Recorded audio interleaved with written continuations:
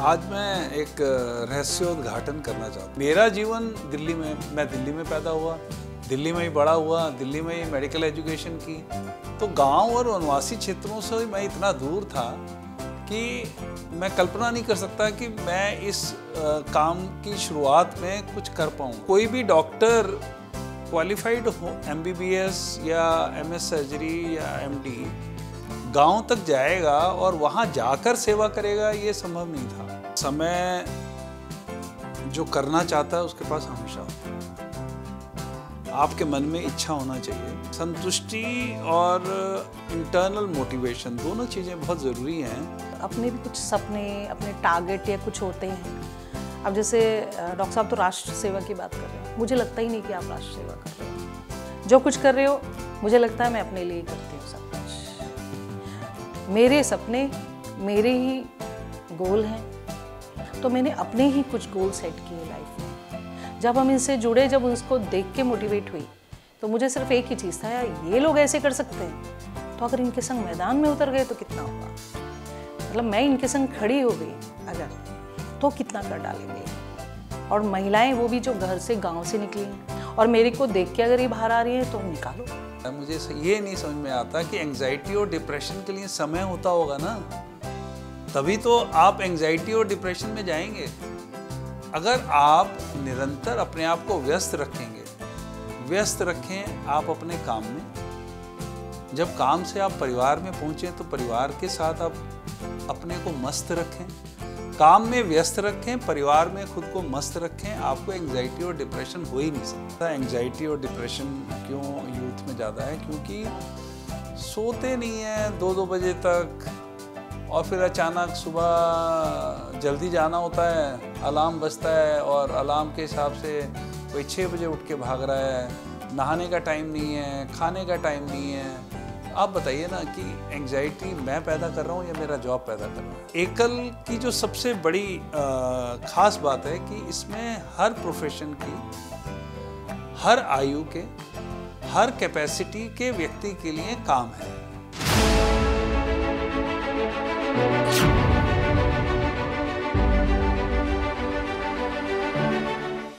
नमस्कार, स्वागत है आपका एकल भारत में। मैं हूं आपके साथ सृष्टि शुक्ला। आप मेरे साथ देखना शुरू कर चुके हैं हमारा स्पेशल कार्यक्रम स्पॉटलाइट। जैसा कि हमने आपसे वादा किया है कि स्पॉटलाइट में हम आपको मिलवाएंगे ऐसे व्यक्तित्व से जो समाज में परिवर्तन लाने का काम कर रहे हैं, या यूं कहें समाज में विकास लाने का काम कर रहे हैं। समाज में वो कई सारे बदलाव ला रहे हैं अपने काम से। तो आइए अपने गेस्ट से आपका परिचय करवाते हैं। हमारे साथ न्यूज रूम में मौजूद हैं डॉक्टर सरिता मित्तल और डॉक्टर HK मित्तल। उनसे सवाल जवाब करेंगे। उससे पहले आपको एक जानकारी दे देती हूँ कि आज का जो हमारा कार्यक्रम है वो थोड़ा सा अलग है। आज हम स्टूडियो में मौजूद नहीं है, आज हम न्यूज रूम में मौजूद हैं, और जो हमारे न्यूज रूम के मेंबर्स हैं वो भी हमारे गेस्ट से सवाल जवाब करेंगे। तो आज का जो शो है इंटरेस्टिंग होने वाला है। तो हमारे साथ हमारे ऑफिस के कलीग्स मौजूद हैं जो हमारे गेस्ट से सवाल पूछना चाहते हैं। हमेशा होता है कि एंकर ही शो की शुरुआत करता है, लेकिन आज हम कुछ अलग करने वाले हैं, अपने शो को इंटरेस्टिंग बनाएंगे। तो हमारे जो कलीग्स हैं वो सवाल पूछेंगे। तो सबसे पहले मैं ब्रिजेश जी आपके पास आना चाहूंगी। आप हमारे स्पेशल गेस्ट से क्या सवाल करना चाहते हैं? क्या है आपके मन में सवाल? सबसे पहले तो अगर हम एकल भारत पे हैं और एकल की बात हो रही है तो बात वहीं से शुरू होना चाहिए। एकल 5 आयामों में काम करता है। ऐसे में एक हेल्थ आता है, आरोग्य। आरोग्य का विचार कहते हैं कि आप ही लोग की उपज है। तो कहाँ से शुरू हुआ, उसके बारे में कुछ किस्सा? जब मैं एकल से जुड़ा तो दिल्ली में सन 2000 में काम शुरू हुआ था, और उस समय फ्रेंड्स ऑफ ट्राइबल सोसाइटी संस्था थी जो ग्रामीण और वनवासी क्षेत्रों में एजुकेशन के लिए एकल विद्यालय की स्थापना कर रही थी। उस समय जब दिल्ली में काम शुरू हुआ तो हमारे एक एकल के कार्यकर्ता थे, वो बीमार हुए और उनका दिल्ली आना हुआ, और तब ये बात पैदा हुई कि क्या कार्यकर्ता जब बीमार होता है तो जिस प्रकार से हम उसका सहयोग करते हैं, क्या हम जो हमारे ग्रामवासी हैं, जो वनवासी क्षेत्रों में हमारे वंचित क्षेत्र हैं, जहाँ पे कि ये कोई सुविधा नहीं है, चिकित्सा सुविधाएं नहीं हैं, हम उनके लिए क्या कुछ कर सकते हैं? तो ये तो बहुत चैलेंजिंग रहा होगा, क्योंकि हॉस्पिटल में तो सीजर अवेलेबल है, सिरिंज अवेलेबल है। गांव में ये कॉन्सेप्ट ही सोच पाना शुरू, वो भी आज से 20 साल पहले। जी वास्तव में मैं बहुत सुखद अनुभव हो रहा है उन यादों को आज दोबारा से याद करके। जब मुझे माननीय श्याम जी ने ये विषय रखा तो मैं उस समय कल्पना नहीं कर सकता था कि क्या मैं इसकी शुरुआत में एक नींव का पत्थर बन सकता हूँ, क्योंकि मेरा जीवन दिल्ली में, मैं दिल्ली में पैदा हुआ, दिल्ली में ही बड़ा हुआ, दिल्ली में ही मेडिकल एजुकेशन की। तो गांव और वनवासी क्षेत्रों से मैं इतना दूर था कि मैं कल्पना नहीं कर सकता कि मैं इस काम की शुरुआत में कुछ कर पाऊंगा। अच्छा, एक चीज़ और, मैं पहले तो इसके बारे में और भी बात करेंगे। आखिर आप एकल से कैसे कनेक्ट हो गए? इतना अच्छा पेशा, डॉक्टर, अच्छी खासी लाइफ चल रही है, एकल जो बनवासी धनबाद, झारखंड, कहीं उड़ीसा में काम हो रहा है और आप दिल्ली में बैठे हैं, कनेक्शन कहाँ से हुआ कि इसके बारे में सोचना चाहिए? ये सवाल का जवाब मैम आपसे लूँगा। मेरा कोई कनेक्शन नहीं था। जो डॉक्टर साहब बता रहे हैं कि भाई जो भूकंप आया था उसमें वहाँ पे जो श्याम बाबूजी, मैं उन्हें बाबूजी बोलती हूँ, मेरे फादर के बाद, तो 98 हाँ नहीं 2001 गुजरात, हाँ गुजरात का, तो वहाँ से इन्होंने शुरुआत की है, तो मेरी भी वही शुरुआत हुई। तो मेरे घर पे आए थे वो, मतलब डॉक्टर साहब के थ्रू श्याम जी हमारे घर पे आए थे और उन्होंने मेरा, मतलब मुझे नहीं पता था कि मेरा इंटरव्यू लिया है। उनकी जो ऑब्जर्वेशन पावर है ना बहुत अच्छी है। विदिन 5 मिनट उन्हें पता लग जाता है कि कोई क्या कर सकता है और कैसा है। तो उन्होंने मेरे से पूछा था कि भाई किसको मानते हो? तो मैंने कहा मैं किसी को भी नहीं मानती हूँ, मतलब एज सच मेरा कोई गुरु नहीं है। तो इस तरह से बस थोड़ी सी उन्होंने मेरा बात की थी। मुझे नहीं पता कि मेरा कोई इंटरव्यू था या जो भी था। एनीवे, उसके बाद मुझे जो इस काम में लगाया गया, मुझे कुछ नहीं पता था। दिल्ली में पली बड़ी और चांस की बात है कि जहाँ मैं जॉब कर रही थी, मुझे शुरू से ही, जब डॉक्टर बनते हैं ना तो अपने अपने कुछ ना कुछ सपने होते हैं और कभी कभी तो हम लोग बड़ा प्रैक्टिकली लेके चलते हैं कि भी पैसा ही कमाना है। तो सर्जन और गायनेकोलॉजिस्ट का तो बहुत अच्छा कॉम्बिनेशन होता है, पैसे कमाने का बड़ा अच्छा बिजनेस होता है। तो जब हमारी मैरिज हो गई थी, मैं भी मौलाना आज़ाद मेडिकल कॉलेज से हूँ, तो दोनों अच्छा कमा रहे थे। शुरुआत तो की थी प्रैक्टिस से, पर कहीं ना कहीं थोड़ी से शुरू से ही थोड़ी सी आइडियलिस्टिक थी। जहाँ कुछ गलत या कुछ दिखता था तो मन में विद्रोह हो जाता था। मतलब करना है तो वही करना है जो समझ में आता है, मन जहाँ दिल चाहता है। तो शायद हमें लगा कि जैसा हमने चाहा उसी राह पे हम चलते गए। धीरे धीरे चल रहा था ज़िंदगी, हम लोग तो अच्छे से दोनों ही जॉब में थे। तो वो मिले, फिर डॉक्टर साहब के थ्रू ही हमको वहाँ जाने को मिला। एक संघ का स्कूल है, एक शिशु मंदिर नेहरू नगर में, तो वहाँ पे डॉक्टर साहब ने बोला तो मैं चली गई। अब जाके वहाँ पे देखा, मुझे कुछ नहीं पता था एक्चुअली। तो वहाँ पे देखा कि एक डॉक्टर जुड़ी हुई हैं अपनी मडिकेरी का एक हॉस्पिटल के डॉक्टर थे, BIMS डॉक्टर थे, दोनों पति पत्नी, और वो लोग जुड़े हुए हैं। और पता लगा कि भी ये लोग इस तरह से सोशल वर्क करते हैं, समाज सेवा करते हैं। तो हमें कोई कॉन्सेप्ट था भी नहीं समाज सेवा का, ऐसा कुछ नहीं था। बट धीरे धीरे इन्होंने कहा कि भाई सिर्फ सुनो जाके। तो सुना तो बहुत ज़्यादा तो समझ में नहीं आया उस टाइम में। ज़्यादा बहुत अच्छे बौद्धिक जो होते हैं, अब आज की डेट में मुझे पता बौद्धिक क्या होता है, पहले नहीं पता था। पहले तो निकल जाता था सिर पे से। तो जाके सुना, फिर उसमें देखा एक डॉक्टर कुछ मेडिकल टर्म्स, टेक्निकल वर्ड्स लेते हुए कुछ पढ़ा रही थी, सिखा रही थी। तो वहाँ से कुछ लगा कि हाँ ये तो अपना ही सब्जेक्ट है, ये अपन कर सकते हैं, ये तो अच्छा है, तो मतलब हेल्थ केयर एजुकेशन से रिलेटेड है, ये तो ठीक है। तो उसमें मुझे ले जाना शुरू किया। पहले मुझे कुछ भी नहीं पता था क्या हो रहा है, कहाँ जाना है, कुछ नहीं पता था। चलता गया, ये लोग मुझे एक के बाद एक कोई सेशन होते थे, वहाँ पे ट्रेनिंग्स होती थी, उसमें ले जाते थे।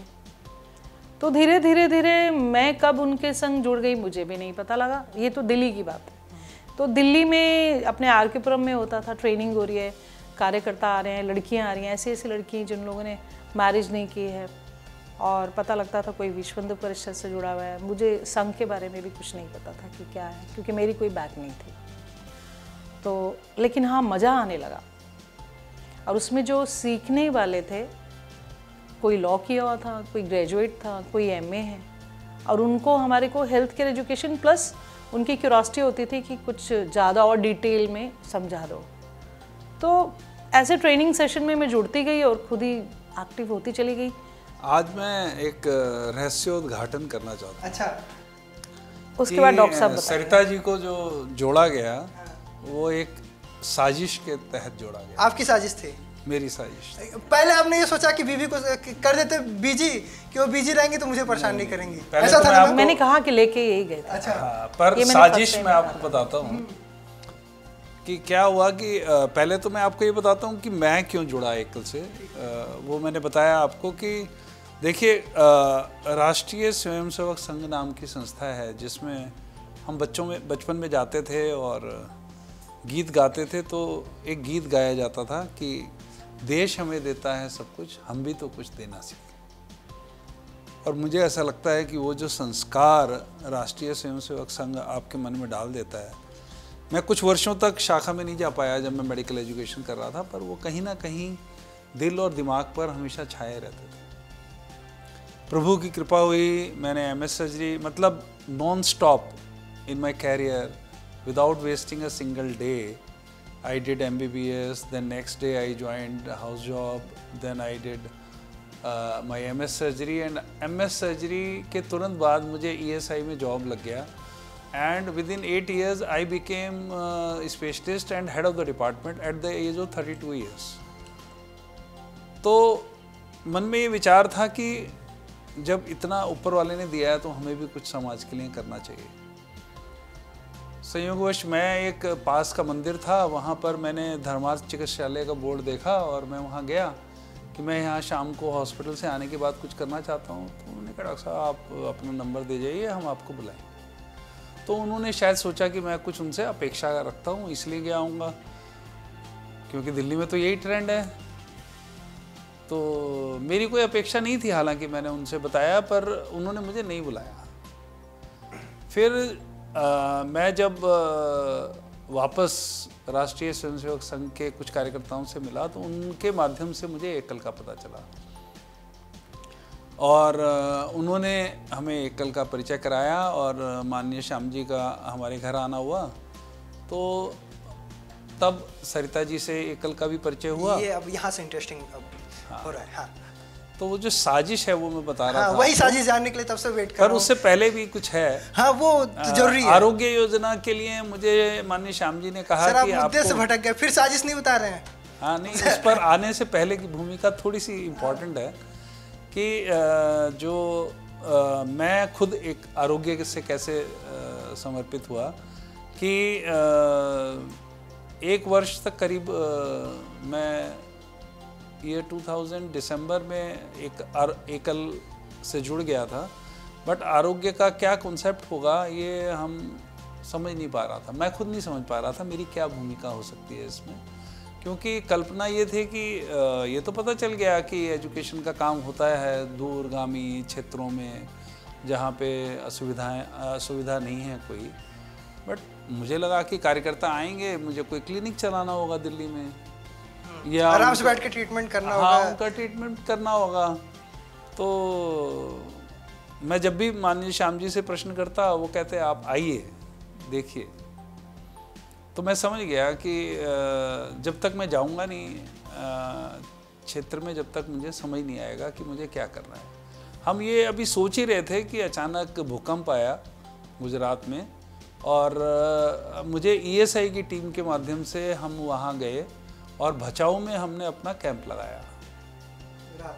हाँ जी, राहत कैंप लगाया। और संयोगवश वो जो कैंप था, क्योंकि हमें और कहीं सपोर्ट नहीं मिला था ESI की टीम को, तो हमको डिस्ट्रिक्ट से सपोर्ट नहीं मिला, DM से सपोर्ट नहीं मिला, तो हमको विश्व हिंदू परिषद ने कैंप लगाया हुआ था भचाऊ में और उनके साथ में जुड़कर हमने L शेप में विश्व हिंदू परिषद का कैंप था और L शेप में ESI का कैंप लगा और उनकी सेवा भारती के गाड़ियों के माध्यम से हम लोग गाँव तक पहुँचे और वहाँ हमने देखा कि जो शहरों में संदेश था कि मेडिकल व्यवस्था की आवश्यकता नहीं है, एक्चुअली लोग वहीं पर ही घायल बीमार थे वो क्योंकि उनके घर टूट चुके थे, वो वहाँ से जाकर अपना इलाज नहीं करा यानी अस्पताल तक पहुंच नहीं सकते थे, ना साधन था ना कोई बताने वाला। तो वो हम लोगों को वहाँ लेके गए और वहाँ जब हम 4-5 दिन काम कर चुके थे तो संयोगवश माननीय श्याम जी का वहाँ आना हुआ।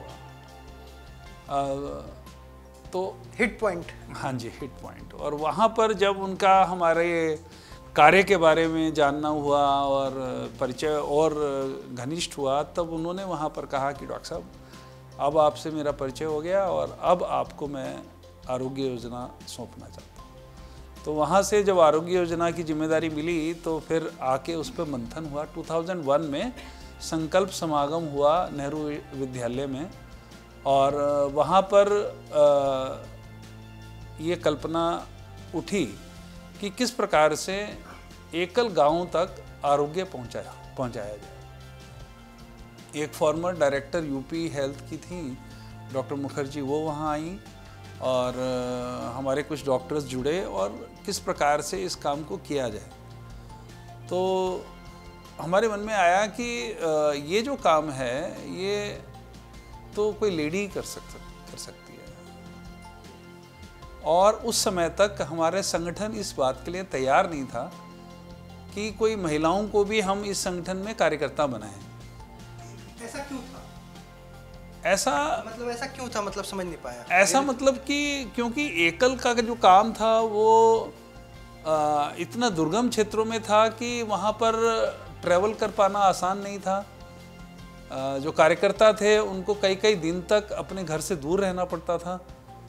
तो महिलाओं की देखभाल करने के लिए और महिलाओं को ट्रेन करने के लिए और महिलाओं का पूरा कार्यकर्ताओं को तैयार करने के लिए हो पाएगा, ऐसा विचार भी उस समय मुश्किल था। तो जब हमने ये बात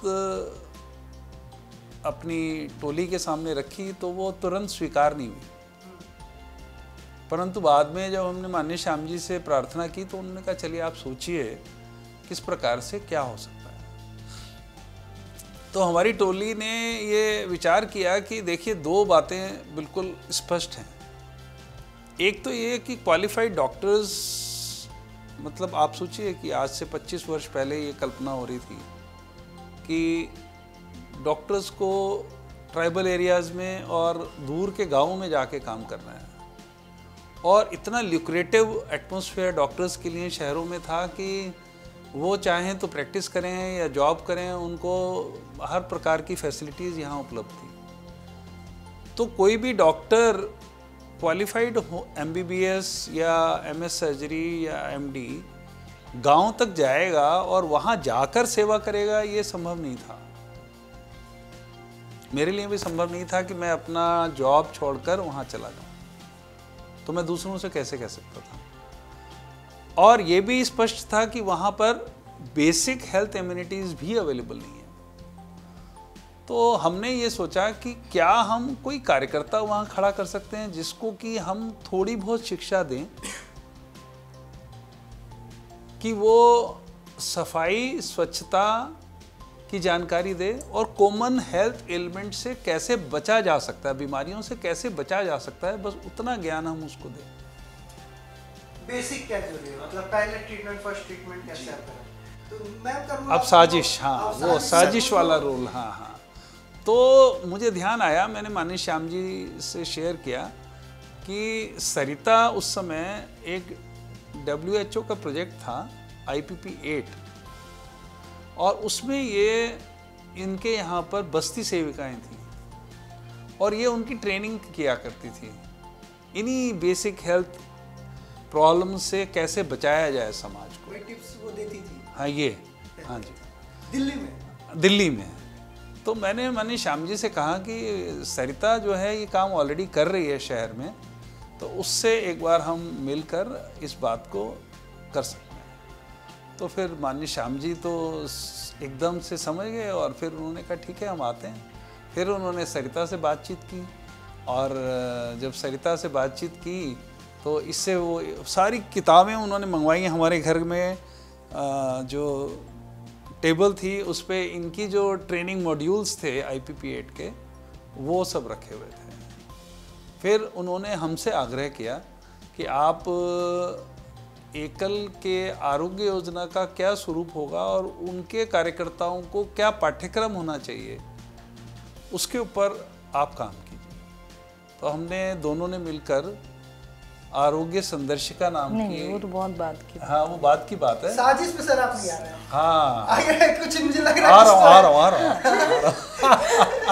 ये सोच रहे हो ना कि साजिश कितना सॉफ्ट कर दे कि घर पे दिक्कत ना हो। नहीं कुछ नहीं। हाँ, तो क्या हुआ कि इनको घूमने का शौक था, ठीक है। और एकल की जो आरोग्य योजना में हम पढ़ा रहे थे और पढ़ने वाले जो थे वो मेल्स थे, और हम चाहते थे गांव में जो महिला काम करे। तो मैंने माननीय श्याम जी से कहा कि श्याम जी हमारा कॉन्सेप्ट तो मुझे ठीक लग रहा है, बट उसके क्रियान्वयन में एक दिक्कत आ रही है कि हमारे को कम से कम एक लेडी डॉक्टर्स तो आप दीजिए। तो उन्होंने कहा लेडी डॉक्टर मुझसे मांगते हो? तो मैंने कहा मैं कहाँ से लाऊंगा? कहने लगे आपके घर में जो हैं। मैंने सोचा भी नहीं था कि मेरे सामने ऐसी समस्या भी आ सकती है। तो इनको था घूमने का शौक, और हमारे मित्र बन गए थे एकल के डॉक्टर हरीशानंद। तो मैंने उनसे कहा कि माननीय श्याम जी ने बहुत बड़ा चैलेंज मेरे सामने रख दिया है कि सरिता को निकालना है एकल के आरोग्य योजना के लिए। तो उसकी एक कमजोरी मैं आपको बता सकता हूँ कि उसको घूमने का शौक है। तो उन्होंने कहा ठीक है डॉक्टर साहब, तो हम आपको ले चलते हैं असम के चाय बागानों में, और ट्रिप शुरू होगी दार्जिलिंग से, सिलीगुड़ी से। LTC लिया था, लॉन्ग ट्रैवलिंग, और हमने सरकारी LTC से हम गए और सिलीगुड़ी ठहरे और वहाँ से दार्जिलिंग इनको घुमाया, और उसके बाद में पहुँचे हम एकल के गढ़ तिनसुकिया। तो ये वन यात्रा भी था इसमें, क्योंकि एकल वन यात्रा बड़ा। नहीं, हम लोग वन यात्रा पे कभी भी हम नहीं गए। वन यात्रा, जिसको आज वन तक यात्रा नहीं कहते हैं, जो वो लोगों को एक्चुअली ले जाते डोनर्स के लिए होती है। ये तो वास्तव में साजिश ही थी। मतलब आप घुमाने ले गए? हाँ, घुमाने ले गए, बिल्कुल। हाँ, और उसके बाद अचानक है सरप्राइज एकल आरोग्य। हाँ जी। नहीं, वहाँ से फिर मैं बताऊंगा। हाँ, अब ये बता। अच्छा, तिनसुकिया का जो अनुभव है वो इन्हीं से सुनिए। मैं कैसे मोटिवेट, ये जब मुझे ट्रेनिंग में इन लोगों ने इन्वॉल्व सर किया ने ना, साजिश बता दिया, अब आपका मोटिवेशन। मुझे पहले तो ट्रेनिंग में इन्वॉल्व किया, तो जो IP पेट है वो मैं नहीं करती थी कोई, वो मैं जिस प्रोजेक्ट में जॉब कर रही थी, WHO का प्रोजेक्ट था, तो उसमें हम लोगों को बहुत ट्रेनिंग मिली थी। तो ट्रेनिंग जब मिलती है ना, तो कुछ लोग तो उसमें इंटरेस्टेड होते हैं और कुछ हम जॉब समझ के करते हैं। समहाउ मुझे बहुत शौक था वो काम करने का, फील्ड में जाके और स्लम्स में, और वो भी उन लोगों में जो लोग नीडी हैं। मेरा क्या है कि अपना टाइम उनको दो जो सच में नीडी हैं। हाँ, तो मुझे वो शौक था, तो मैं अच्छे से ही सीखती थी। तो वो चांस की बात है कि वही चीज़ मैंने वहाँ देखी कि ट्रेनिंग में, तो मुझे वो इंटरेस्ट डेवलप होता गया।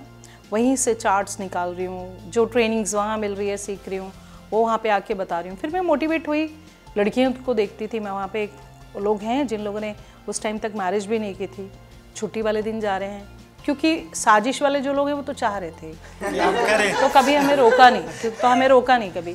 तो धीरे धीरे वो इंटरेस्ट डेवलप होता गया। उसके बाद जब ये घुमाने वाली बात कह रहे हैं, तब तक मुझे नहीं पता था कि आगे क्या प्रोग्राम है। तो घूमने का मेरे को ऐसे शौक नहीं है। एज अ टूरिस्ट तो हम लोग बहुत घूमे, मेरे फादर रेलवे में थे, सब जगह हम लोग एज अ टूरिस्ट घूमते थे। मुझे सच में ही कुछ नया देखने का शौक है। मिट्टी देखना, डिफरेंट लोगों से मिलना, डिफरेंट कल्चर देखना, डिफरेंट प्रोफेशन के लोगों से मिलना, तो ऐसा शौक है मुझे। मतलब नहीं, नॉट ओनली घूमना कि पहाड़ और जंगल देखना, ऐसा घूमने का नहीं है। लोगों से मिलना, उनको स्टडी करना, आगे एक्सप्लोर करना, अनएक्सप्लोर्ड एरिया, ऐसा शौक था मेरे को बचपन से। साइंस में चली गई, ज्योग्राफी का बहुत शौक था, हिस्ट्री का बहुत शौक था। तो जब ये लोग ले गए घूमने के लिए, तो वो तो टूर चल ही रहा था, बच्चे छोटे छोटे थे, हम भी। ये लोग अचानक तिनसुकिया में जाके इनका पूरा प्लान्ड प्रोग्राम चल रहा था। तो जिनको देख के मैं मोटिवेट हुई, वो थे अपने कार्यकर्ता फील्ड के। तो वहाँ मेरे को ये लोग एक ट्रेनिंग सेशन में ले गए, जो हम दिल्ली में पढ़ा रहे थे। मुझे भी नहीं पता था कि हम पढ़ा रहे हैं और ये प्रैक्टिकली मैदान में उतारते हैं। इन्होंने चालाकी से मुझे पहले तो वो ट्रेनिंग में उतारा, तो मुझे स्ट्राइक किया अंदर से, अरे ये ट्रेनिंग तो हम दिल्ली में दे रहे थे। पता लगा बच्चे लेके भी औरतें आई हुई हैं, तो ऐसा दिल्ली में भी स्लम में जैसे कम्युनिटी वर्कर होते हैं वो होते हैं, बट उससे कहीं ज़्यादा डिफ़िकल्ट था वो, क्योंकि इतना डीप में इंटीरियर में जाके बच्चे लेके आए हैं और इतने ये कितने डेडिकेशन से कर रहे हैं। टेन्योर था ये?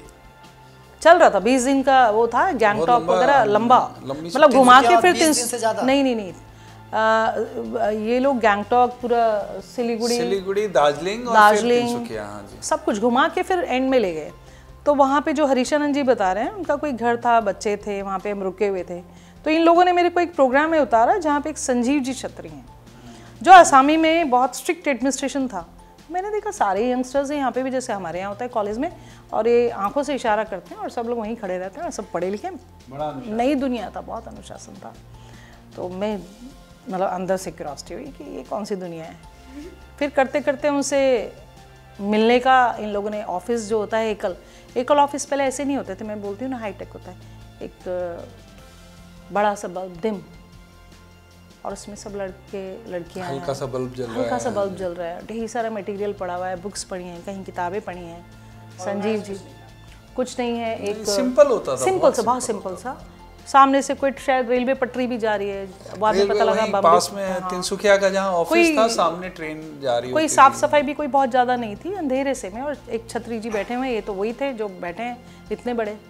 उनके संग बात चली तो हमें तो पता ही नहीं था कि हिंदुइज्म क्या होता है, बहस करने की भी आदत थी। तो उनके संग सब चीज़ों की इनको कोई वो नहीं था, मुझे कुछ भी नहीं था, कोई आइडिया नहीं था कल्चर पूरा। लेकिन हाँ, ऐसे लोग बहुत मुझे अपील करते थे, चैलेंज है, तो कुछ खास चीज़ है भाई, ज़्यादा नॉलेजेबल है, जो चीज़ हमें नहीं आती ऐसा लगता है कितना नॉलेजेबल है ये लोग, और वो भी इतना सिंपल। हाँ, और सिंपल है, और ये तो सब के पटरी के बराबर, हाँ, डीम लाइट में गंदी और जगह। कर क्या रहे हैं ये लोग, जिसको भी देखो कोई कुछ काम कर रहा है, कोई कुछ मटेरियल लेके बैठा है, ऐसे ढेर सारे कार्यकर्ता थे, मतलब मैं जिनको देख के मोटिवेट हुई। तो करके जब जहाँ हम स्टे किए हुए थे, डॉक्टर हरीशचंद्र जी के घर में स्टे किए हुए थे, बच्चे मेरे छोटे थे, कोई खाना बना रहा था, मतलब आराम से पिकनिक चल रही थी। अचानक मेरे मन में उठा कि मैं जाऊं उन लोगों के पास, देखूं उनको, मतलब और थोड़ा सा और जानने, क्लोज जाना है, मुझे क्लोज जाना है इनके, कार्यकर्ताओं से, मतलब और ज्यादा मुझे देखना है और देखना है। ऐसे लोग भी होते हैं क्या? नहीं, क्यूरियोसिटी ऐसी भी दुनिया है। कैसा लग रहा था उस समय? नहीं, मुझे तो लग रहा था कि चलो जो चाह रहा था वो हो रहा है। ये तो पूरा हो रहा है उनका। ये तो चाह रहे होंगे ना, ये और डॉक्टर हरीशचंद्र जी, मैं गुरु भाई बोलती हूँ ना, राखी बांधती हूँ आज की डेट में, मेरे भाई से भी ज़्यादा बढ़ के, मतलब मैं हूँ उनकी बहनों से भी बढ़ के। तो मैंने जैसे ही कहा, इनको तो लग गया, आ गया टाइम, इन्होंने कहा जा, मिशन सक्सेसफुल, और मिशन सक्सेसफुल। इन्होंने तो कहा बच्चे बच्चे हम रख लेंगे, भाभी जी भी हैं। हाँ, इन्होंने कहा मैं रात को यहीं रुक, कहते जाओ, क्या दिक्कत है? हम उनमें बच्चे सब संभाल रहे हैं, हमें क्या, हम तो चल दिए, मैं भूल जाती हूँ, तो मैं भूल जाती हूँ, जहाँ जाती हूँ वहीं की हो जाती हूँ। तो मैं वहाँ पे नाइट में रुकी, तो छत्री जी से बात हुई, उन्होंने अच्छा खासा हिंदुइज्म पे वो चल रहा है। मैं तो इतनी नॉलेज ही नहीं थी, तो ज़्यादा बात भी नहीं कर पाई, लेकिन मुझे तो ऐसा लग रहा था कि ये है क्या, मतलब क्या लोग हैं ये लोग। तो मैं इतना ज़्यादा मोटिवेट हुई इनको देख। अच्छा, एक तो आप मतलब प्रभावित थी, लेकिन कभी ये नहीं लगा कि इन्होंने मुझे कहाँ, एक बार भी ऐसा नहीं लगा कि इन्होंने मुझे कहाँ भेज दिया? मैं बता रही हूँ, सुन, ये जरूर अगर पता होनी चाहिए लोगों को। तो क्या हुआ, वहाँ पे जाके मोटिवेट हुई, उसके बाद इन्होंने नेक्स्ट डे से मेरे को राउंड दिलवाने शुरू किए विलेजेस में।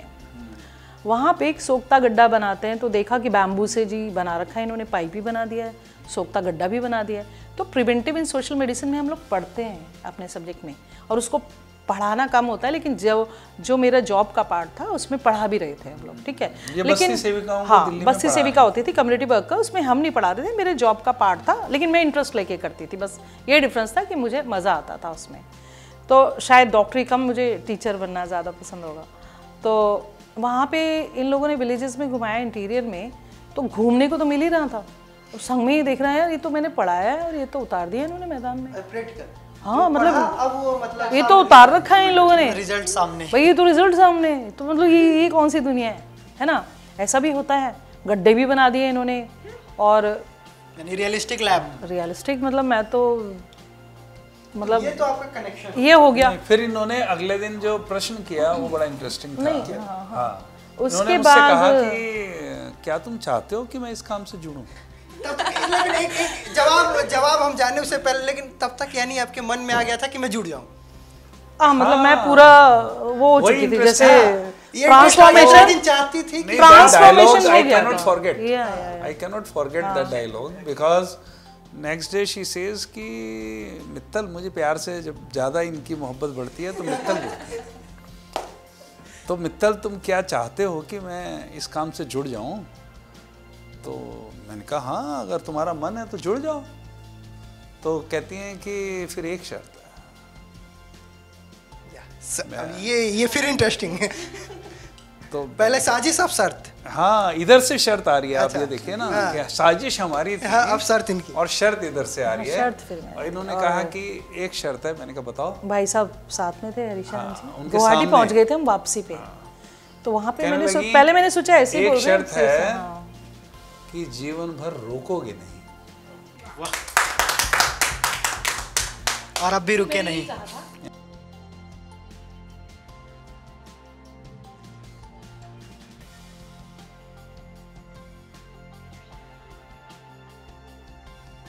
मतलब आपने अपना हार्ट एंड सोल डेडिकेट कर दिया था उसी मोमेंट पे वहाँ पे। और ऐसे आज हो गए करीब 22 साल, 23 साल ऐसे हो गए।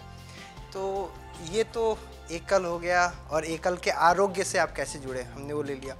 अब थोड़ा सा आते हैं कि आज के दौर में ऐसा होता है कि जो प्रोफेशन आपका है, आप अच्छे खासे डॉक्टर हैं, आप PSI को लीड कर रहे हैं, और आप भी अच्छा खास यहाँ पे दिल्ली में प्रैक्टिस चल रहा है। लेकिन कई लोग ऐसे होते हैं कि मैं जॉब कर रहा हूँ, मैं यहाँ पे डॉक्टर हूँ, मेरे पास सुबह से शाम तक 200 लोग के नंबर लगे होते हैं, तो मेरे पास समय ही नहीं है समाज सेवा करने का।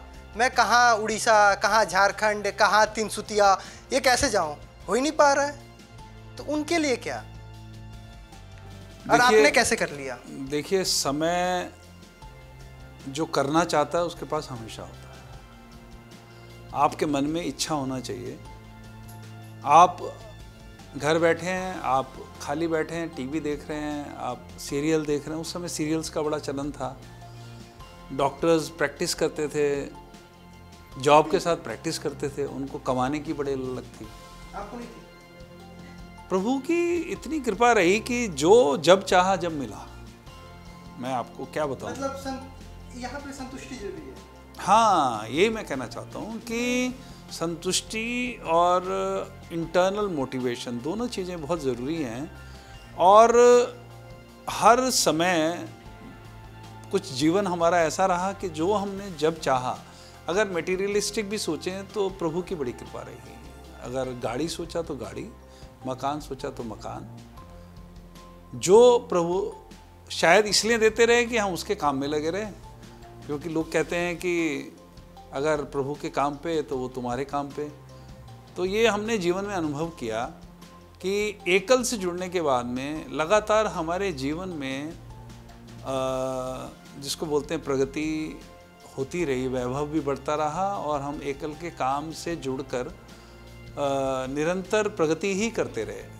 मतलब हर प्रकार की प्रगति हुई हमारी, मानसिक, आध्यात्मिक और भौतिक भी। मैं ये समझता हूँ कि हमको कोई किसी प्रकार का नुकसान नहीं हुआ।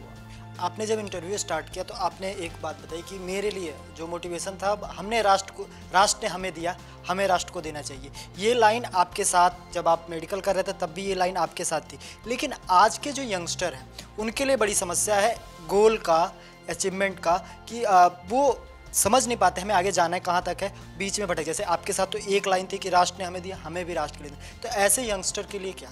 देखिए, मैं तो यंगस्टर्स को ये कहूँगा कि राष्ट्र तक मत सोचिए, खुद के लिए सोचिए। अगर खुद को डेवलप करना है, अगर आपने खुद को प्रगतिशील बनाना है, तो आपकी आइडेंटिटी के लिए जो सबसे ज़्यादा ज़रूरी है वह है सिंसियरिटी एंड कमिटमेंट।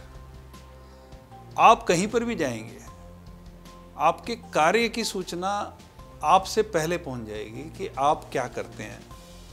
क्या सिर्फ आप डिवोशन से काम करते हैं कि नहीं करते हैं, आपके प्रमोशन के लिए, आपके नेक्स्ट स्टेप के लिए। मेरे जीवन में, मेरी फैमिली में कोई दूसरा डॉक्टर नहीं था। मेरे हर प्रकार के सिलेक्शन में मेरे सीनियर्स ने ही मेरे को सपोर्ट किया, इसलिए मुझे एस्टेब्लिश होने में कोई दिक्कत नहीं हुई। और मैं यही अपने बेटे को भी जब मेरे से वो गाइडेंस लेता है तो मैं यही बोलता हूँ कि sincerity and commitment is the only Mantra for growth. आजकल युवाओं में 2 वर्ड बड़े पॉपुलर हैं, एंजाइटी और डिप्रेशन। ये बड़ा क्या होता है? कॉमन वर्ड हो गया यही बड़े कॉमन वर्ड हैं, लेकिन पता है किसी को नहीं एंजाइटी हो रही है, कोई कहता है ये नहीं, इससे युवा कैसे भागे? उसके लिए समय कहाँ से आता है? मुझे ये नहीं समझ में आता कि एंजाइटी और डिप्रेशन के लिए समय होता होगा ना, तभी तो आप एंजाइटी और डिप्रेशन में जाएंगे। अगर आप निरंतर अपने आप को व्यस्त रखें आप अपने काम में, जब काम से आप परिवार में पहुँचें तो परिवार के साथ आप अपने को मस्त रखें, काम में व्यस्त रखें, परिवार में खुद को मस्त रखें, आपको एंजाइटी और डिप्रेशन हो ही नहीं सकता। और सर एक चीज़ और, आज एकल अभियान 34 साल से काम रहा, पहले शिक्षा के लिए काम किया, फिर जैसे जैसे आगे बढ़ा वो स्वास्थ्य की ओर काम किया, आज स्वावलंबन की ओर काम कर रहा है। तो आगे आप एकल को कहाँ देखते हैं आने वाले 10 से 15 सालों में? आप पिछले 23 सालों से जुड़े, अगले 15 सालों में एकल को कहाँ देखते हैं? देखिए, एकल एक अब मूवमेंट बन चुका है और ये हमारे जैसे कार्यकर्ता अब हजारों और मैं तो समझता हूँ कि लाखों की तादाद में हमारे एकल विद्यालय भी होंगे और हजारों जो हमारे अंशकालिक कार्यकर्ता, 2 प्रकार के कार्यकर्ता हैं, पूर्णकालिक हैं। एक्चुअली पूर्णकालिक जो हैं वो पिलर्स हैं हमारे एकल के, और हम लोग तो कुछ समय देते हैं। जैसे हम लोगों ने अपने जीवन में जो छुट्टियां दी पिछले 20 वर्षों से, उससे आरोग्य एक रूप ले सका, तो ऐसे ही कुछ लोग धन देते हैं, कुछ समय देते हैं। और एकल की जो सबसे बड़ी ख़ास बात है कि इसमें हर प्रोफेशन की, हर आयु के, हर कैपेसिटी के व्यक्ति के लिए काम है। मतलब आज की तारीख में एकल ही एक ऐसा ऑर्गेनाइजेशन है जिसमें एनी व्यक्ति, वो पढ़ा लिखा है, वो अनपढ़ है, वो प्रोफेशनल है, वो स्किल्ड है, अनस्किल्ड है, अगर वो अपने मन में ये उसकी सोच है कि उसको देश के लिए कुछ करना है, अपने ग्रामीण और वनवासी क्षेत्रों के जो हमारे भाई बहन हैं उनके लिए कुछ करना है, तो उसको काम एकल दे देगा। ये एक ऐसी कार्यशाला है जो कोई और ऑर्गेनाइजेशन कर ही नहीं सकता। ये मेरा एक जो अनुभव रहा कि इस मामले में एकल बिल्कुल यूनिक है। तो जैसा सर ने कहा कि पहले फीमेल कार्यकर्ता नहीं थे, लाइक 2001 में पहले, मैम मेरा एक क्वेश्चन आपसे है कि आपने जब ये आरोग्य ज्वाइन किया 2001 या उस साल में, तो अब क्योंकि उस टाइम पे वुमेन का ऐसा था कि वो ज़्यादा खुलते नहीं थे, बंदे रहते थे, तो आपको उनको समझाना या उनसे बात करना या उनको ट्रेन करना, उसमें चैलेंजेस कैसा फेस किया आपने? मुझे चैलेंजेस शायद पसंद है मुझे, मैं ऐसा मानती ही नहीं। पहली बात तो ना अपने भी कुछ सपने, अपने टारगेट या कुछ होते हैं। अब जैसे डॉक्टर साहब तो राष्ट्र सेवा की बात कर रहे हैं, मुझे लगता ही नहीं कि आप राष्ट्र सेवा कर रहे हो। जो कुछ कर रहे हो मुझे लगता है मैं अपने लिए करती हूँ सब कुछ। मेरे सपने, मेरे ही गोल हैं, तो मैंने अपने ही कुछ गोल सेट किए लाइफ में। जब हम इनसे जुड़े, जब उनको देख के मोटिवेट हुई, तो मुझे सिर्फ एक ही चीज़ था, यार ये लोग ऐसे कर सकते हैं, तो अगर इनके संग मैदान में उतर गए तो कितना होगा। मतलब मैं इनके संग खड़ी हो गई अगर, तो कितना कर डालेंगे ये लोग। और महिलाएं, वो भी जो घर से, गांव से निकली हैं, और मेरे को देख के अगर ये बाहर आ रही हैं तो निकालो। तो श्याम बाबूजी, उनसे जब मुझे फिर इन लोगों ने फील्ड में ले जाना शुरू किया, तो शुरू में तो मुझे देख के लग रहा था, मतलब सारे इंटीरियर्स जो थे बहुत रिमोट एरिया में काम करते हैं जो कार्यकर्ता हैं, उनको देख के पहले कुछ साल तो मुझे घुमाते रहे ये लोग, और मैं देखती रही। लगता था कि आपकी एजुकेशन इनकम्प्लीट थी एकल ज्वाइन करने से पहले, क्योंकि हम लोग तो एज अ सब्जेक्टिव एक वो लिया, एक सब्जेक्ट की एजुकेशन लिया। इसके अलावा ज्योग्राफी, पॉलिटिक्स क्या है, समाज क्या है, पूरा डेमोग्राफिक प्रोफाइल क्या है उनका, कैसे लोग हैं, ये सब तो आपको देखने को वहाँ पे मिला। उसके बाद एकल में ऐसा प्लेटफॉर्म दिखा मुझे कि इनके संग उतर जाओ, सारे यंगस्टर्स हैं, सारे एनर्जेटिक हैं, और दाद देनी पड़ेगी लोग के घरों में एक एक बेटा है, और उनके हम लोग कहते हैं कि हमारे बच्चे ये कर रहे हैं वो कर रहे हैं, उनको देख के शर्म आती है जब उनके माँ बाप होते हैं और एक इकलौता बेटा, और शाम जी चले गए या जो भी ऑर्गेनाइजेशन है उनके नाम पे जी दे दिया और पूरा टाइम घर छोड़ दिया। मैं अपना बता रही हूँ, मेरा एक्सपीरियंस। तो मुझे तो उनको देख के मोटिवेशन मिलता था। मैंने कुछ भी नहीं सोचा ऐसा कि कहाँ जाएगा किधर जाएगा, चलती जा रही थी और चलने में जितना जा रही थी और मुझे मज़ा आने लगा। तो मैंने एक चीज़ जानी, अपने काम को जो भी आपने सोचा है, जो सपना है वो है। मुझे तो यही सीखने को मिला कि आपके अपनी डिटर्मिनेशन होनी चाहिए। एक तो आप भटकते तब हो जब आपको खुद को ही नहीं पता कि कहाँ जाना है। उसके बाद आपको ऊपर वाला इतनी अपॉर्चुनिटीज़ देता है कि आपको अपॉर्चुनिटीज़ मिलती है, आप मिस नहीं करो। तो मुझे लगा ले लो। और सबसे बड़ी बात, मैंने कुछ नहीं सोचा आगे पीछे। श्याम बाबू जी ने बोला, तो उनसे पूछा, कहते ईश्वर ये काम है, बच्चे वो देखेगा, सब कुछ हो जाएगा, तुम उनका काम करो। तो वो वर्ड पकड़ लिया, मतलब मैंने उन पे विश्वास रखा। आप डेडिकेटेड थे, डेडिकेटेड थे, वो ग्रैब कर ली। और उसके बाद मैं देखते चली गई उसका रिजल्ट, कि कहीं कोई रिजल्ट गलत नहीं निकला। एक और क्वेश्चन और मुझे जो चैलेंज बता रहे हो फीमेल्स में, ऐसी ऐसी जगह भी मिली जहाँ मुझसे छुप के पूछा गया कि कार्यकर्ता है, मैं भी छोटी उम्र थी, कार्यकर्ता और भी छोटी उम्र के थे, और मुझे आदत है हंसते खेलते, सब फ्रेंड्स हैं मेरे, मतलब छोटे फ्रेंड भी हैं, बड़े फ्रेंड भी हैं, सब फ्रेंड है भाई। मतलब इनके ऑर्गेनाइजेशन में तो बड़े बड़े डेजिग्नेशन मुझे कुछ समझ में नहीं आते थे, मुझे लगता था एक टीम है। चूंकि आप महिला रोग विशेषज्ञ हैं, आज शहरों में लोग ना कई बीमारियों के बारे में बात करने में शर्माते हैं। आपके लिए चैलेंज तो बहुत ज़्यादा रहा होगा, ग्रामीण महिलाओं से बात करना, उनको समझाना, उनको ट्रेन करना। कुछ ऐसी बीमारियां हैं जो आज तक शहरी लोग होते हैं वो आपस में बात नहीं करते हैं, छुप के रहते हैं, और कई फिल्म बन चुकी, कई विवाद हो चुके, 1000 आर्टिकल से हर बार सर्वे होता है। शहर की तो बात हो गई, 5% बस शहरी आबादी, लेकिन जहाँ 95% लोग रहते हैं उनके सामने आज भी प्रदा प्रथा है, तो वहाँ पे काम करना, उनको सिखाना कितना चैलेंज था, बहुत चैलेंजिंग था। लेकिन यही है कि मोटिवेशन जो मिला तो हमने भी ठानी कि लगे रहो और ऐसी जगह जाओ जहाँ पे कोई नहीं जा रहा। तो स्पेशली राजस्थान, जो थोड़े से ऐसे स्टेट हैं जो याद रह गए जहाँ पे लड़कियाँ निकलती नहीं हैं, तो उनको समझाना सच में बहुत बड़ा चैलेंज था, क्योंकि सामने अनपढ़ महिला थी। तो हमारे लिए बहुत बड़ा चैलेंज था, और धीरे धीरे करके लेकिन समझ में आने भी लगा और हमारे साथ महिलाएं जुड़ने भी लगी। और ऐसा भी टाइम आया जो जैसे हम किसी को देख के जुड़े, ऐसे हमें देख के महिलाएं जुड़ गई।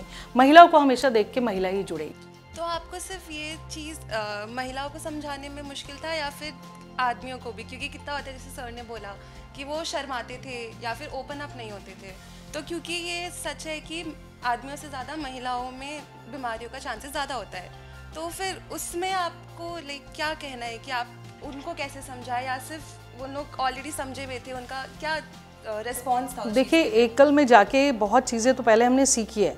एक तो प्लेटफॉर्म मिला, तो जिस भी कम्युनिटी में जा रहे हो उनके लेवल पे आना, उनके जैसा जीना, उनके जैसा खाना, उनके जैसा रहना, ये पहले शुरू किया, तब आपको एक्सेप्टेंस मिली। आप ये नहीं सोचेंगे कि मैं डॉक्टर हूँ, मैं पढ़ी लिखी हूँ, दिल्ली से निकली हूँ, ठीक है, या मैं कोई टेक्निकल वर्ड ऐसे यूज़ करने, जैसे हमारे यहाँ होता है बच्चे ना, मैं बोलना चाहूँगी अगर आप बोले। Gradually I found that she is becoming more useful for Arogya than me and actually Shyamji found. So I was shifted from the field work especially to the Samiti. मैं आपको इसलिए ऐड कर रहा हूँ ये। और इनका क्या होता था कि मैंने ये देखा कि जो एकल की ट्रेनिंग होती थी आरोग्य की, उसमें जो ट्रेनिंग शेड्यूल होता था, उसके बाद में महिलाओं की एक डिमांड होती थी कि सरिता जी के साथ में एक अलग से सेशन चाहिए हमें। तो वहाँ उनके जो व्यक्तिगत हेल्थ से जुड़े हुए ये बताएंगे। तो उससे हेल्थ और सैनिटेशन, हाँ, नहीं, क्या होता था, साइड में लेके जो बैठती थी, चाहे वो हमारे वर्कर हैं, कार्यकर्ता हैं, चाहे हमारी महिलाएं वहाँ से आई हैं, तो हम लोग साइड बाय साइड एक दिन उसके लिए रखते थे कि इनकी जो पर्सनल जो बीमारियाँ हैं वो मैं ट्रीट करूँ। तो उसके लिए हम क्या करते थे, इतना पैसे हम लोग पार्टी में खर्च करते हैं, कहीं पे जाते हैं उड़ा देते हैं, नहीं 1000 रुपये तो ऐसे ही निकल जाते हैं, वहाँ पे तो 500 रुपये में इतनी दवाई आती है। तो हम लोग कहीं कहीं पे क्या करते थे कि ऑन द स्पॉट थैला लेके चल दिए, एक कार्यकर्ता को लिया और गांव में जाके बैठ गए। तो बीइंग अ डॉक्टर जब हम बैठते हैं एज अ ट्रीटमेंट भी जब देते हैं उनको, और महिलाओं की बीमारी को हम अच्छे से देख रहे हैं, महिला की डॉक्टर होने का फ़ायदा ऊपर वाले ने दिया ना ये चीज़ कि मैं महिलाओं की डॉक्टर हूँ, मैं उनकी प्रॉब्लम सुन सकती हूँ, मैं उनको ट्रीट कर सकती हूँ। ये चीज़ से फिर हमें और अच्छा रिस्पॉन्स मिला। उसके बाद जो गांव की महिलाएं हैं वो भी मोटिवेट हुई, लड़कियां जुड़ने लगी हमारे साथ। तो जो लोकल कार्यकर्ता थे, यहाँ तक कि जो अपने लड़के पुरुष कार्यकर्ता हैं, वो लोग के लिए भी टॉपिक होता था। तो पर्सनल हाइजीन सबका सब्जेक्ट है, न्यूट्रिशन सबका सब्जेक्ट है ना, सैनिटेशन सबका सब्जेक्ट है। तो जितनी भी बीमारियां हैं वो उसी से है। तो प्रिवेंशन प्लस पर्सनल हाइजीन, वो भी महिलाओं की। तो महिलाओं को कोई ना कोई महिला जब समझाती है अलग से बैठ के, तो हमेशा उसको स्वागत ही करते हैं लोग। तो महिला को उतारने का जो पर्पस था वो सॉल्व हुआ, और हमने ये कसम खाई कि हम नहीं रुकेंगे, अब हम तो चलते ही जाएंगे। और लेकिन अपने भी वो फिक्स किए हमने अपनी लाइन कि पहले हम लोग समिति से जुड़े, शहरों में जाके समिति के घर रुक रहे हैं, बीइंग अ डॉक्टर यहाँ पे आपको स्वागत हो रहा है, यहाँ पे अच्छा खाना मिल रहा है। तो वो धीरे धीरे फिर मैंने अपने आप को रोक लगाई, एक मैसेज दिया कि मेरे पास ये टाइम नहीं है, क्योंकि मैं ऑलरेडी जॉब में हूँ और मैं इंचार्ज रही शुरू से बाय चांस। तो मैंने कहा नहीं दूंगी मैं टाइम, चाहे 2 ही टाइम है, चाहे झारखंड के इंटीरियर में घुसा हो, चाहे छत्तीसगढ़ में 4 दिन 5 दिन, सीधा नीचे रिमोट में जहाँ एकदम कोई नहीं जा रहा, सिर्फ वहीं जाऊंगी जहाँ कोई नहीं जा रही, और घरों में उनके ठहर जाऊंगी, खाऊंगी वहाँ पे। तो मुझे पता लग गया कि उसका बहुत बड़ा असर होता है। तो मैंने वहीं खाना, वहीं रहना। कुछ ऊपर वाले की कृपा रही, बाबूजी की कृपा रही, उन्होंने आशीर्वाद, देखो बड़ों का आशीर्वाद बहुत बड़ी चीज़ होती है। तो मेरे बच्चों के मार्क्स भी अच्छे आने लगे, मतलब एक सपना सा नहीं, बहुत अजीब लगता है लोगों को। मैं किसी मंदिर में नहीं जाती हूँ, देखो मैं बहुत ज़्यादा भगवान को मानती हूँ, लेकिन पूजा पाठ में ज़्यादा नहीं करती। छूट गया तो छूट गया। ये मुझे लगता था भाई किसी को एक रिजल्ट मिल रहा है, आप कह रहे हो आपने सपने में देखा 90.2%, आपको खबर आती है घर से कि 90.2% आ गया, तो आप तो आगे बढ़ोगे, आप कहोगे कि मेरी तो मन्नत पूरी हो गई, चल भाई आ गया। और काम करते हुए करीब 10 वर्ष हो गए। बस एक सेकंड, मैम का जो सवाल चल रहा उसी से। मैम क्या आपने गांव में एकल के आरोग्य का जिम्मेदारी आपके पास था, वो भी महिलाओं को सशक्त और जानकारी देना। क्या लगता है कि आज 21 साल बाद, जब हम ये बात करें 22-23 साल बाद, एकल के आरोग्य ने वो कितना % सॉल्व कर दिया? हाइजीन, जो भी समस्या होती थी, जो बीमारियाँ होती थी, उससे मौत हो जाती थी, एकल के आरोग्य ने, जिसका बेड़ा आपके पास था, उसे कितना % सॉल्व कर दिया और कितना % अभी और चलना बाकी है? देखिए, हेल्थ ऐसा सब्जेक्ट है, जैसे जैसे हम जॉब में भी देखते हैं नई नई डिजीज़ ऐड होती है, तो हम लोग नई चीज़ के ऊपर भी उसका जानकारी देते हैं। प्लस साथ में गवर्नमेंट जॉब कर रही हूँ जितने, और उसी पे हूँ, फील्ड में हूँ मैं, जो भी कम्युनिटी वर्कर काम कर रहे हैं, NUHM का प्रोजेक्ट है, नेशनल अर्बन हेल्थ मिशन, जो भी नए नए प्रोजेक्ट आते हैं, मैं साइड बाय साइड वहाँ काम करती हूँ। और उनकी जानकारी, जो हमारे कार्यकर्ता है ना, वो बहुत बड़ी स्ट्रेंथ है एकल की, मैं बताऊँ, जिनको कि बहुत छोटा समझा जाता है। मैं उनके साथ रही हूँ, मैं बता रही हूँ, उनके संग खड़े हो जाओ, कुछ भी कर सकते हैं वो लोग, क्योंकि मैंने तो उन्हीं के संग सीखा और उन्हीं के थ्रू करवाया है। वो लोग कुछ भी कर सकते हैं, सिर्फ उनके संग खड़ा करने वाला, समझाने वाला चाहिए।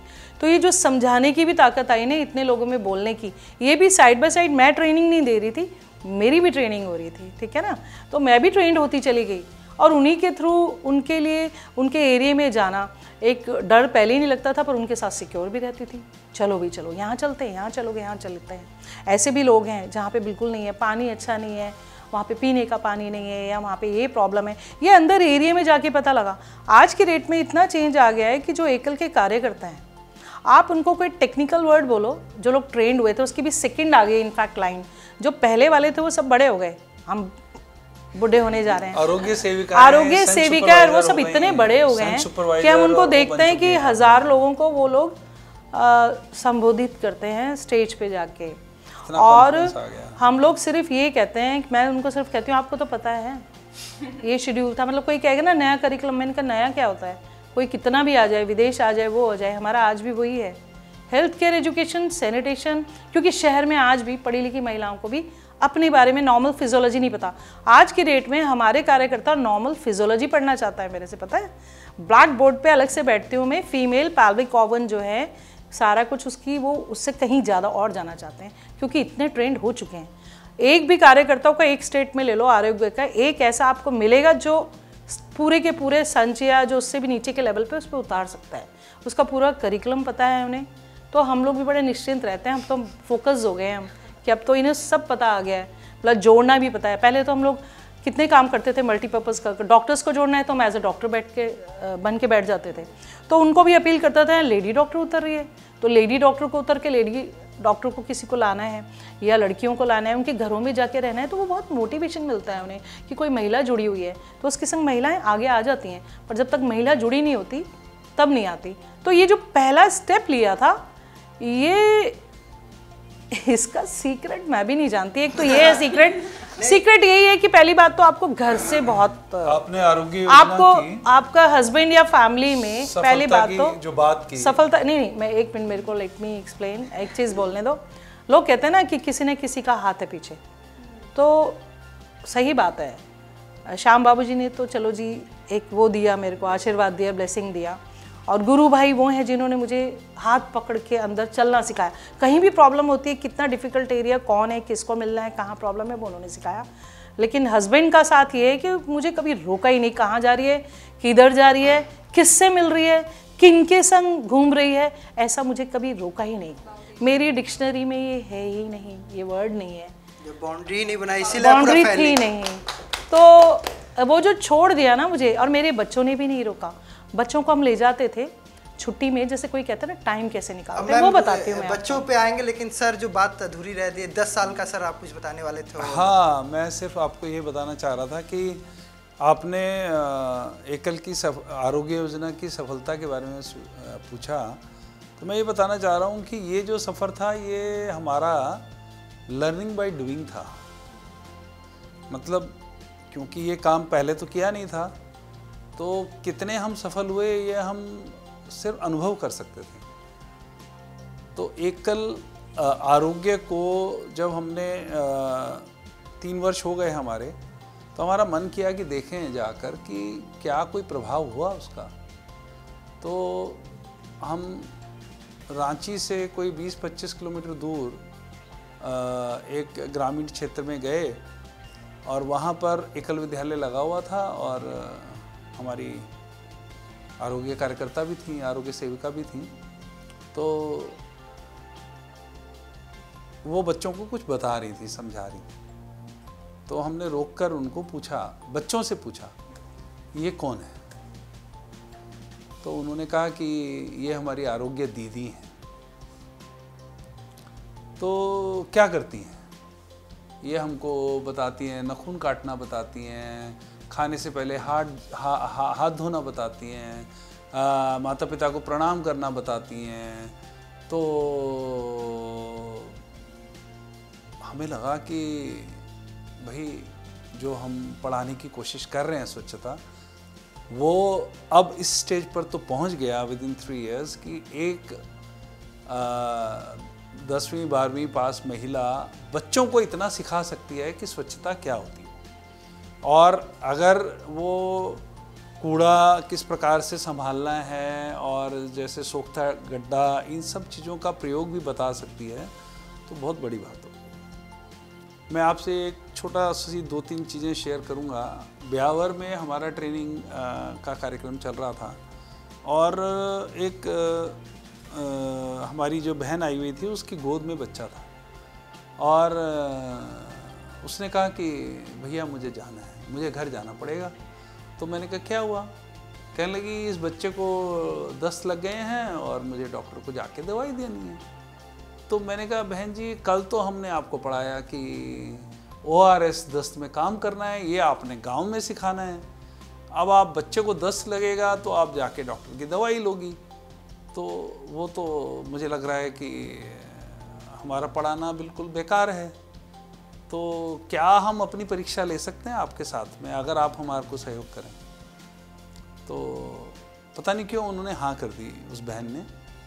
तो हमने ORS का घोल बनवाया और बना के रख दिया एक जग में, और हमने कहा आप पूरा दिन कक्षा भी अटेंड करती रहो और इसको आप ORS भी पिलाती रहो।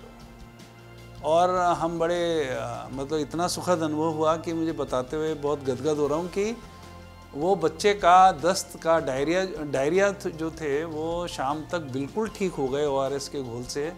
और हमें सर ये इसी के पूरा साथ ये तो अच्छा हो गया जो हमारे दर्शक और जुड़े हैं जो नॉन एकल को नहीं जानना चाहते लेकिन हेल्थ टिप्स चाहते हैं। क्या दस्त लगा हो, ORS का घोल अगर आप लेते रहें तो दस्त रुक जाएगा? बिल्कुल रुक जाता है। मतलब ये कितने, मतलब अगर मेरे एज का अगर कोई है जिसका एज 35-32 अगर है तो उसे क्या करना होगा? कितना, किस क्वालिटी में, किस क्वांटिटी में वो ORS लेना है? देखिए जो ORS है आपको करीब करीब पूरे दिन में कम से कम 1 लीटर लेना पड़ेगा। 1 लीटर का ही वो पैकेट भी आता है ORS का, और अगर वो ना हो तो 2 चम्मच चीनी और 1 चुटकी भर नमक और आधा नींबू उसमें डाल दें और वो आप ले लें। जितना आपका फ्लूइड लॉस होता है उतना ही आपको ORS के घोल से रिप्लेस करना है। ये इसके पीछे की जानकारी है। डिहाइड्रेशन से होती है ना डेथ, तो हमें पानी की कमी नहीं होने देनी। अगर आप डिहाइड्रेशन होने नहीं देंगे तो वो रिप्लेसमेंट के बाद में थोड़ी देर बाद में अपने आप डायरिया थम जाता है। अब 2001 से चलते चलते 2020 तक आते हैं। 2020 शायद कोई ना भूल सके, कोविड महामारी। ऐसे में आरोग्य के लिए कहा जाता है, आरोग्य वरदान साबित हुआ गांव के लिए, क्योंकि जो आप लोगों ने ट्रेनिंग दी थी वो उस समय काम आ रही थी। क्या लगता है कि अगर कोविड महामारी में जिस हिसाब से लोग जिए और जिस हिसाब से आप लोगों ने ट्रेनिंग दिया था, आज से फिर 5 साल 7 साल बाद कोई बड़ी बीमारी आती है तो उसके लिए आपका क्या प्लान है? क्योंकि कोविड तक की तो जानकारी और आपने ट्रेनिंग दे रखी थी, अगर ऐसी कोई महामारी भविष्य में आती है उसके लिए आप लोगों ने क्या अपने सिलेबस में चेंज किया है? उसके लिए कोई तैयारी कर रहे हैं कुछ ऐसा? देखिए, मैंने पहले ही बताया था अभी कि जो भी कुछ भी नई बीमारी आती है या कुछ भी WHO की तरफ से, आज के दौर में कैंसर कोई ज़्यादा बढ़ रहा है। नहीं, आज के दौर में नहीं, कैंसर रिपोर्टेड आज हर तीसरे आदमी को सुनने में आ रहा है कि जब भी रिपोर्ट कराओ उनको कैंसर हो गया। तो इसीलिए आरोग्य में अभी डॉक्टर्स जो हैं अपने आयुर्वेदा, योगा, है ना, और हेल्दी हैबिट्स, मतलब हमारे आरोग्य में ऐसा कुछ नहीं है जो हम डॉक्टरी सिखाते हो, है ना। डॉक्टर वाली कि सिर्फ टेक्निकल वर्ड सिखाया, ट्रीटमेंट सिखाया, हम लोग सिखाते हैं प्रिवेंशन। और प्रिवेंशन में आप जैसे कोविड कह रहे हैं, कोई भी अभी अलर्ट हुआ है निमोनिया आ रहा है ना, सांस करके एक प्रोजेक्ट चल रहा है गवर्नमेंट का, जिसकी हम लोग ऑलरेडी काम कर रहे हैं दिल्ली में स्लम्स में, उसकी डेली रिपोर्ट जा रही है, ठीक है, कि फीवर है नहीं, रैश है नहीं, मीजल भी रेडिकेट करना है। तो साइंस तो डेली, मेडिकल जो साइंस है उसमें डेली रिसर्च होती हैं, डेली कोई ना कोई बीमारियाँ आएंगी, तो उनके लिए बेसिक जो है, जो प्रिवेंशन है वो वही रहेगी। कोविड ने तो सिखा दिया कि आपको टीबी से, खांसी से, वायरल से, कोई भी चीज़ है, कंजंक्टिवाइटिस है, उसने तो जो मास्क लगाना सिखाया वही सिखा रहे हैं कि इससे बच जाओगे। ये तो लगाना ही लगाना है, एक बेसिक जो हैबिट थी। कई कंट्रीज़ हैं जिसमें लोगों का है, मतलब उनका तो एक रूटीन है कि भी मास्क लगाना है। हमारी कंट्री में ये नहीं था, लेकिन अभी भी उतना परसेंटेज पे नहीं, पर कुछ लोग हैं समझदार जो लगाते हैं, है ना। तो धीरे धीरे हम लोग जो भी कोई डिजीज़ नहीं आती है हम लोग उसको ऐड करते ही हैं। स्पेशली नए नए डॉक्टर्स जो हैं, नई नई फील्ड के, इनफैक्ट ऑन्कोलॉजिस्ट भी डॉक्टर साहब मिलते हैं, सब लोग जुड़ते हैं, टाइम टू टाइम नया देते हैं हम लोग ट्रेनिंग। मेरा अनुभव ये कहता है कि शहरों में कैंसर ज़्यादा इसलिए हैं क्योंकि हमारे खाने पीने की चीज़ों में केमिकल्स हैं, हमारी सांस में केमिकल है। तो हमारे वातावरण में जो केमिकल्स हैं और जो यूरिया और केमिकल्स का हमारे खाने पीने की जो चीज़ें पैदा होती हैं उनके अंदर भी ऑलरेडी मॉडिफाइड वर्जन हम लोगों को मिल रहा है। उसमें एकल के जो कुछ और हमारे जो आयाम हैं वो काम कर रहे हैं कि नेचुरल चीज़ों को हम प्राप्त करें और ऑर्गेनिक खेती करें और बिना केमिकल्स के जो भोजन हम खाएंगे तो वो हमें नुकसान नहीं देगा। और जब हम इस प्रकार का भोजन ग्रहण करते हैं घर का बना हुआ, तो बाहर जो जिसको बोलते हैं ट्रांस फैट तेल चला जा रहा है समोसों में, और वही तेल जो है बचा हुआ तेल चाउमीन में यूज़ हो रहा है, तो ट्रांस फैट की जो कार्सिनोजेनिक क्षमता है वो बहुत ज़्यादा होती है। वो हमारे शहरों में जितना कंजम्पशन होता है क्योंकि लोग फास्ट फूड खाते हैं, बच्चों को बढ़िया बड़ा एक समस्या, बहुत बड़ी समस्या है, प्लस वेट गेन, जो ये फर्टिलिटी का भी एक इनफर्टिलिटी बहुत कॉमन हो गई लड़कियों में, काम नहीं करना, है ना। और एक टाइम आया कभी तो 0 साइज़ पे आ जाती हैं, मैं लड़कियों के लिए बोलना चाहूँगी स्पेशली, कभी तो फैशन आता है कि हम सेलिब्रिटीज़ को देखते हैं और एकदम ज़ीरो साइज़ चाहिए जी, हमें खाना ही नहीं है, ठीक है। तो खाना नहीं है तो क्या होगा, सब पढ़े लिखे हैं, 4th 5th की किताब में बताते हैं कि बैलेंस डाइट क्या होती है ना, न्यूट्रिशन में कि हमें कितना खाना है। अब लड़कियों में तो एनीमिया, खून की कमी, क्योंकि मंथली होता है उनको, उसके बाद बच्चे भी पैदा होने हैं और सारी और प्रॉब्लम्स रिलेटेड आती हैं माहवारी से। तो एनीमिया इज़ वेरी कॉमन, जिस पे हम एकल में काम करते हैं और जगह जगह काम हो रहा है, बड़े बड़े प्रोजेक्ट चल रहे हैं अब तो सरकार के भी वही प्रोजेक्ट चल रहे हैं। लेकिन उसके बावजूद भी फूड हैबिट्स जो है उसके बारे में पढ़ी लिखी लड़कियों को भी नहीं पता है, इनफैक्ट फॉलो भी नहीं करते हैं। इसमें मैं एक चीज़ पूछना चाहूँगी, क्योंकि डाइट का बात कर रहे हैं तो आजकल इंटरमिटेंट फास्टिंग बहुत ज़्यादा चल गया है, तो वो आपके अकॉर्डिंग हेल्दी है या अनहेल्दी है? लाइक क्योंकि वेट लूज करना है अगर सबको, तो वो 7 बजे के बाद खाना नहीं खाएंगे, फिर सुबह सीधा खाएंगे। एक और सवाल, कीटो आजकल कुछ ज़्यादा चल रहा है, तो हाँ, कीटो ये डाइट सब फॉलो healthy करना है। देखिए, कीटो डाइट, इंटरमिटेंट फास्टिंग और जो बहुत पुराना आयुर्वेद का नुस्खा है अल्पाहार, ठीक है, उसके अलग अलग रूप हैं। हमारे आप तो मीडिया से जुड़े हुए हैं, हमारे मीडिया के माध्यम से रोज़ नए डाइट गुरु भी, पहले योगा गुरु आए, मल्टीपल प्रकार के योगा गुरु आए, पहले आध्यात्मिक गुरु आए, उसके बाद में योगा गुरु आए। अभी हालांकि योगा हमारे समाज का अंतर्हित है पार्ट है, ठीक है ना, परंतु ठीक है, वो अच्छी बात है, उन्होंने योगा को पॉपुलर किया, पर ऐसा नहीं है कि उससे पहले योगा नहीं था। ऐसे ही जो ये अल्पाहार का कॉन्सेप्ट हमारे आरोग्य के लिए आयुर्वेद में कई सदियों से है। अब क्या है कि हम अल्पाहार तो करेंगे नहीं, पहले हम दबा के पिज़्ज़ा खाएंगे और जब वेट गेन हो जाएगा तो फिर हम इंटरमिटेंट फास्टिंग करेंगे या कीटो डाइट लेंगे। तो इन सब चीज़ों की आवश्यकता नहीं है। एक्चुअली हर व्यक्ति को अल्पाहार लेना चाहिए, जितने आहार की मुझे आवश्यकता है उससे थोड़ा मैं कम लूँ तो मेरा वही राइट न्यूट्रिशन है। एक सवाल मेरा मिलेट्स मैम प्रमोट आपसे, करें। आजकल सब बहुत बिजी शेड्यूल है तो हम उनकी कई सारी बातों का ध्यान नहीं रख पाते हैं, लेकिन कोई 5 टिप्स जो हमारे दर्शक आपको सुन रहे हैं उन्हें आप देना चाहें कि आपको इन 5 चीज़ों का ध्यान रखना है, भले आप कितना भी बिजी हो जाए अपनी लाइफ में, ताकि आप स्वस्थ रहें। सुबह जल्दी उठना है, जो मैं फॉलो करती हूँ मैं बता रही हूँ, ठीक है। हो सकता है तो जो हमने सीखा अभी तक, क्योंकि मुझे कोई बीमारी नहीं है, मुझे डायबिटीज़ नहीं है, मुझे हाइपरटेंशन नहीं है और मेरे ख्याल मेरा वेट भी नहीं जाता है। मैं जब जी चाहूँ इसे बढ़ा सकती हूँ, जब जी चाह नीचे ला सकती हूँ, मेरे कंट्रोल में रहता है।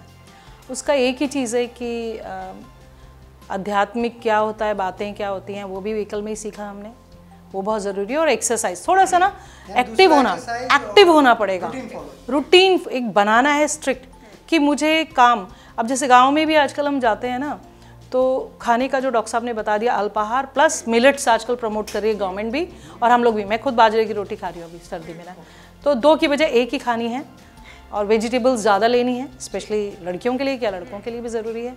तो जितना भी हेल्दी फूड पुराना था, आप देखिए आयोडाइज नमक मिल रहा था, अभी प्योरेट मिलने लगा है, सेंधा नमक आ गया है। तो चीनी कम, नमक कम, घी कम या तेल कम, जो भी चीज़ें कंट्रोल में खानी है। ये नहीं, कंट्रोल तो होना ही चाहिए। मुझे लगता है कि ना सर आपसे भी लेंगे, ये 5 मैम कर मुझे लगता है जो अभी तक हमने सीखा कि एक लाइन बनानी चाहिए, उससे रूटीन फॉलो करना है, उससे नीचे भी नहीं जाना है, ऊपर भी नहीं जाना है और वो उसको फॉलो ही करना है। चलिए, मैं इन्होंने जल्दी जागने से शुरू किया तो मैं थोड़ा उल्टे डायरेक्शन में बताना शुरू करता हूँ। आई थिंक गुड स्लीप, जो आपने बीच में प्रश्न किया था, एंग्जाइटी और डिप्रेशन क्यों यूथ में ज़्यादा है, क्योंकि सोते नहीं हैं 2-2 बजे तक और फिर अचानक सुबह जल्दी जाना होता है, अलार्म बजता है और अलार्म के हिसाब से कोई 6 बजे उठ के भाग रहा है, नहाने का टाइम नहीं है, खाने का टाइम नहीं है। तो आप बताइए ना कि एंग्जाइटी मैं पैदा कर रहा हूँ या मेरा जॉब पैदा कर रहा है। उसके बाद में timely diet, adequate and timely diet, भोजन और स्लीप के टाइम में अंतर, ठीक है ना। और तीसरा हो गया शाम को, आप अगर यूथ हैं तो अपने फ्रेंड्स में खेलिए, अगर आप माता पिता बन गए हैं तो बच्चों के साथ खेलिए, आउटडोर गेम्स खेलिए, ठीक है। अगर हो सके तो दिन में आधा घंटा विश्राम कीजिए, ठीक है। और तीसरा, पांचवा अल्पाहार जो मैंने बताया। तो हेल्दी टिप्स के साथ आज की इस स्पॉटलाइट को हम खत्म कर रहे हैं। बहुत कुछ हमने जाना। देखिए, आज की जो स्टोरी जो सर ने और मैम ने बताई कुछ अलग था, क्योंकि जो कपल्स होते हैं वो सोचते हैं कि हम खुद की तरक्की करेंगे, लेकिन जो सर ने ड्रीम देखा था कि राष्ट्र की हम तरक्की करेंगे, तो सर और मैम ने मिलकर उस चीज को पॉसिबल किया, समाज में बहुत सारे परिवर्तन लाए और इनकी स्टोरी सच में बहुत इंस्पायरिंग है। आज की स्पॉटलाइट में बस इतना ही, फिर आपसे मिलेंगे। तब तक आप सभी अपना ख्याल रखें और जो डॉक्टर ने टिप्स दिए उनका आपको ध्यान जरूर रखना है। नमस्कार।